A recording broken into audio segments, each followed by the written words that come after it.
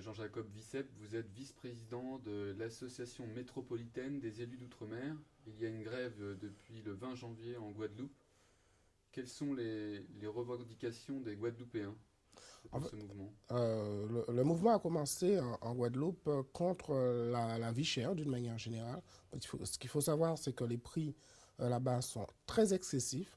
On a des prix par rapport à l'Hexagone qui sont 4 fois supérieurs au prix 4 fois supérieurs au prix pratiqué dans l'Hexagone. Donc le mouvement a commencé par ça, mais il faut savoir qu'à côté des organisations syndicales qui sont à la tête de ce mouvement, on trouve aussi le mouvement culturel, on trouve aussi des intellectuels.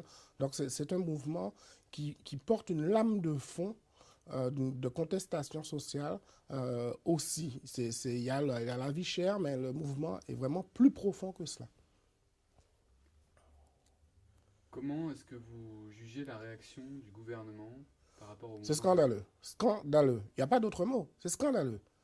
Il faut attendre 15 jours pour que le secrétaire d'État à l'outre-mer, Yves Jégo, daigne se rendre en Guadeloupe.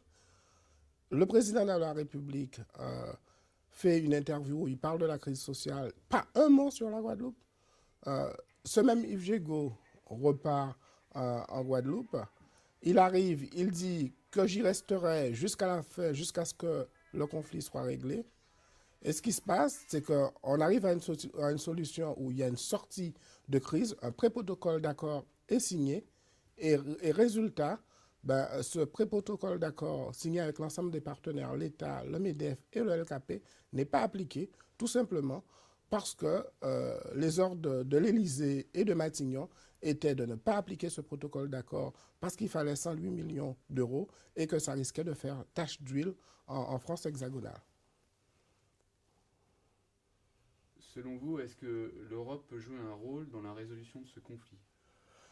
L'Europe peut jouer un rôle parce qu'en réalité, dans le sens où ce mouvement est vraiment aussi un mouvement réclamant plus de responsabilité de la part des élus, de la part de l'ensemble de la population, veulent pouvoir exercer plus de pouvoir dans le cadre. Le cadre départemental se trouve déjà, il est obsolète, le cadre départemental. Il faudrait le dépasser. Et il faudrait s'inspirer de ce qu'on appelle en Europe les RUP, les régions ultra-périphériques européennes, qui ont, dans le cadre européen, ont beaucoup plus d'autonomie et de marge de manœuvre pour déterminer les politiques publiques qu'ils entendent mener pour leur pays respectif.